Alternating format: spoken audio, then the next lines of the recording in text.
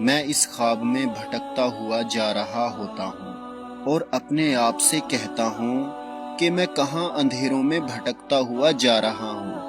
میرے نبی حضرت محمد صلی اللہ علیہ وآلہ وسلم تو اجالوں میں چلا کرتے تھے، بلکہ وہ جدھر سے گزرتے تھے تو اللہ کی رحمت سے وہاں اجالا ہو جاتا تھا، اور ایک میں ہوں کہ حضرت محمد صلی اللہ علیہ وآلہ وسلم کا امتی ہونے کے باوجود اندھیروں میں بھٹک رہا ہوں۔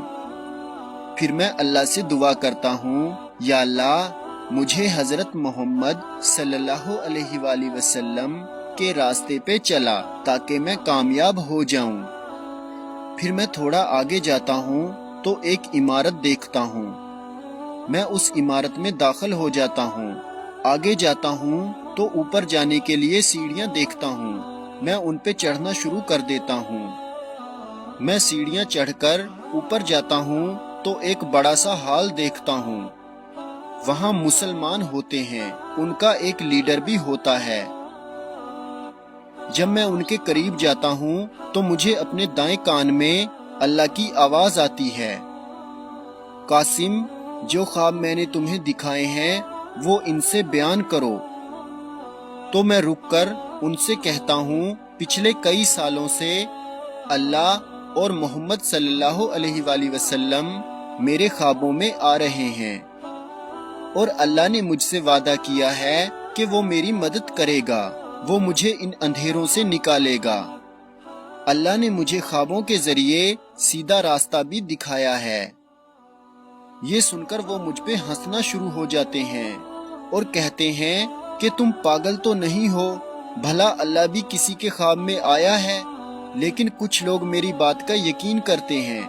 میں کہتا ہوں، کیوں نہیں، اللہ ہر چیز پر قادر ہے، اور حضرت محمد صلی اللہ علیہ وآلہ وسلم نے مجھے خوابوں میں فرمایا ہے کہ قاسم جو تمہارا ساتھ دے گا وہ ایسے ہی ہے جیسے اس نے میرا ساتھ دیا، لیکن وہ لوگ دوبارہ میرا مذاق اڑاتے ہیں۔ میں ان سے کہتا ہوں، تم صرف اسی لیے میرا مذاق اڑا رہے ہو کیونکہ اللہ اور حضرت محمد صلی اللہ علیہ وآلہ وسلم میرے خوابوں میں آتے ہیں۔ تو ان کا لیڈر کہتا ہے، ہاں یہی بات ہے، تم جھوٹ بول رہے ہو۔ میں دل میں کہتا ہوں، ویسے تو یہ امت اللہ سے دعائیں کرتی پھرتی ہے کہ ہماری مدد کر اور ہمیں ان اندھیروں سے نکال، لیکن جب اللہ کسی کو ان کی مدد کے لیے بھیجتا ہے تو یہ اس کا مذاق اڑاتے ہیں۔ میں وہاں سے آگے چل پڑتا ہوں، جو لوگ میری بات کا یقین کرتے ہیں وہ بھی میرے ساتھ چل پڑتے ہیں، باقی لوگ ان سے کہتے ہیں اس کے ساتھ مت جاؤ کیونکہ اس کا ساتھ دینا گناہ ہے، مگر وہ ان کی بات نہیں سنتے اور یہ دیکھنے کے لیے میرے پیچھے آتے ہیں کہ اللہ نے اسے کون سا راستہ دکھایا ہے۔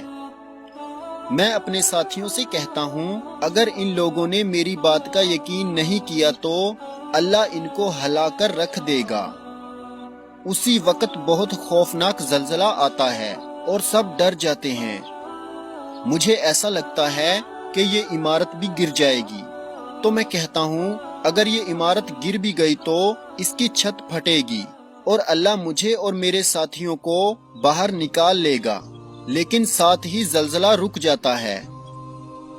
جو لوگ اپنے لیڈر کے ساتھ ہوتے ہیں ان میں سے اکثر ڈر کر وہاں سے بھاگ جاتے ہیں، مگر لیڈر اور اس کے کچھ ساتھی دوبارہ سے میرا مذاق اڑانا شروع کر دیتے ہیں۔ تو میں ان سے کہتا ہوں کہ اللہ نے ابھی اتنا خوفناک زلزلہ بھیجا لیکن تم پھر بھی نہیں سمجھتے، بلکہ تم سمجھنے والے ہو ہی نہیں۔ عین اس وقت اللہ اپنے عرش پر جلوہ افروز ہوتا ہے اور بہت غضب سے فرماتا ہے، تم قاسم کا مذاق پہ مذاق اڑائے جا رہے ہو، تمہارے ہاتھ ٹوٹیں، تم غرق ہو جاؤ۔ اللہ کی غضبناک آواز سن کر میری آنکھ کھل جاتی ہے۔